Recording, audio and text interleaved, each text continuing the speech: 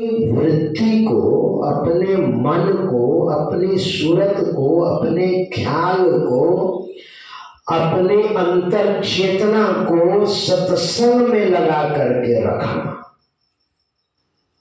तो मोक्ष के अत्यंत हम समीप हैं। जब अपनी चेतना को सत्संग में लगाए रखेंगे ना, और इसके बाद ध्यान करेंगे, तो हम मोक्ष के एकदम करीब हैं।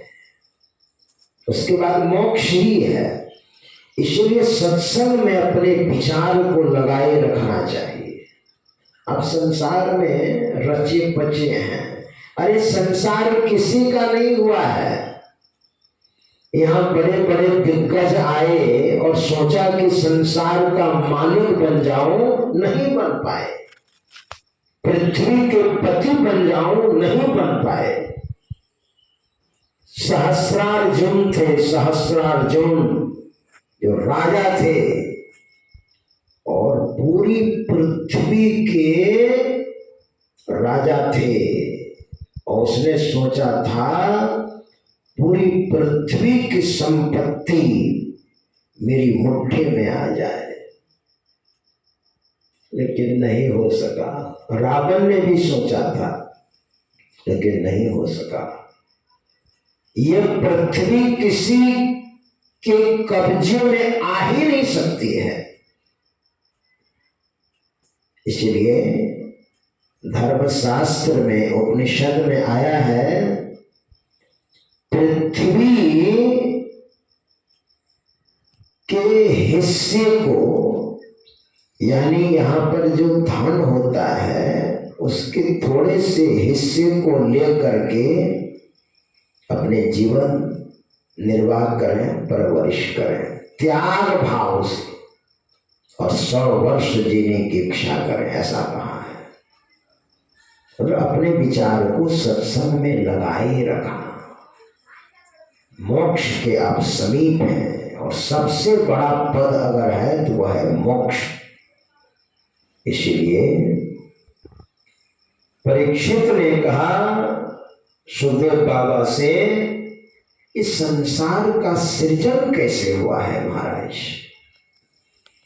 ये पर्वत, ये पृथ्वी, ये कीट पतंग, हाथी घोड़े, जीव जंतु, इस सब का कैसे निर्माण हुआ है, मैं जानना चाहता हूं। तो सुखदेव बाबा कहते हैं, बहुत अच्छा, बहुत बढ़िया। और सृष्टि क्रम को बताने लग गए। उसी का निचोड़ है, मैं जो बताने जा रहा हूं उसी का निचोड़ है, सार है। ये संपूर्ण संसार परमात्मा में समाये हुए थे। संसार के सारे प्राणी परमात्मा के सिवा कुछ भी नहीं था। घर द्वार, पेड़ पौधे, वन पर्वत, कुछ भी नहीं था। परमात्मा में हम थे। और परमात्मा मन का विषय नहीं है, वाणी का विषय नहीं है, बुद्धि का विषय नहीं है। न मतलब निशब्द, निशब्दम परमम पदम। कोई शब्द नहीं है, कोई हलचल नहीं है।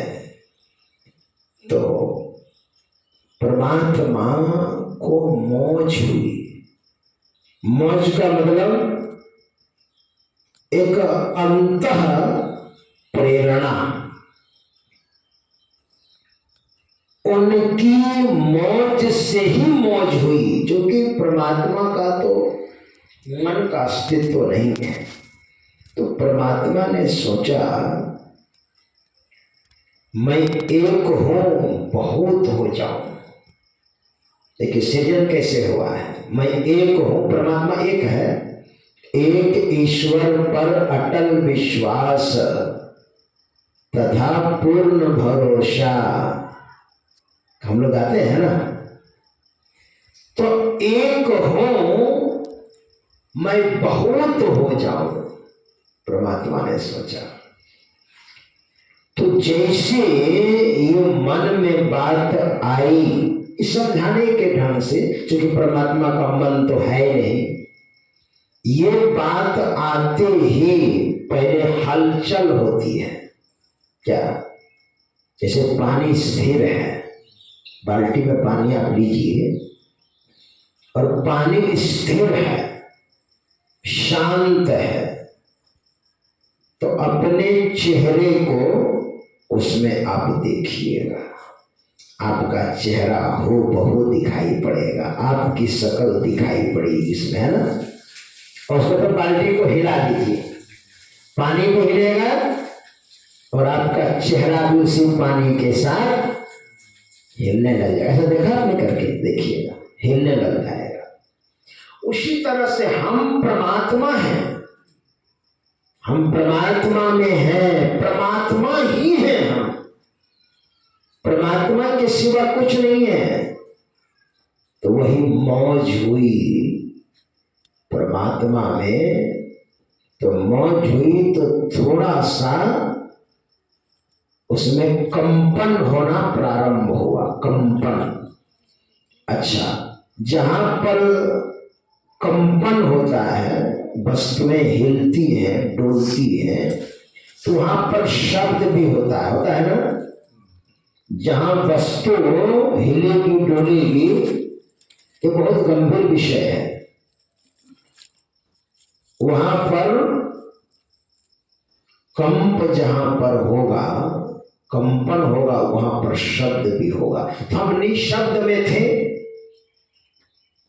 कंपन हुआ, मौज हुई, तो जहां कंपन होता है वहां पर शब्द भी होता है। कोई पदार्थ हिल रहा है तो वहां पर शब्द होगा। यानी जहां कंप है वहां शब्द है, जहां शब्द है वहां कंप है। दोनों में अनन्याश्रित संबंध है, बड़ा तादाद में है, आप अलग नहीं कर सकते हैं, इतना ज्यादा मिला जुला हुआ है। तो निशब्द में थे तो शब्द में आ गए हम, उसी के साथ में हम परमात्मा ही थे, तो हम शब्द में आ गए, थोड़ा नीचे, एक से भी नीचे आए। निशब्दम, जहां कुछ भी नहीं है, शब्द भी नहीं है, तो शब्द में आए। फिर शब्द से नीचे प्रकाश में आए, और प्रकाश में आने के बाद वो सूक्ष्म है, निशब्द सूक्ष्म है, उससे स्थूल शब्द हुआ। शब्द के पास नीचे आए प्रकाश, उससे स्थूल हुआ, और प्रकाश में आने के बाद फिर अंधकार में आ गए हम। परमात्मा से हम धीरे धीरे धीरे धीरे धीरे शब्द में, प्रकाश में, अंधकार में हम आ गए हैं। हम लोग डेली गाते हैं, हमारे गुरुदेव कहते हैं, घटतम प्रकाश वो शब्द पटत्रय, जीव पर है चार है, कर दृष्टि अरुध्वनि योग साधन, ये हटाना चाहिए, इनके हटे माया हटेगी, प्रभु से होगी एकता, फिर द्वैतता नहीं कुछ रहेगी, असमनन दृढ़ चाहिए। एक तीर पर दे।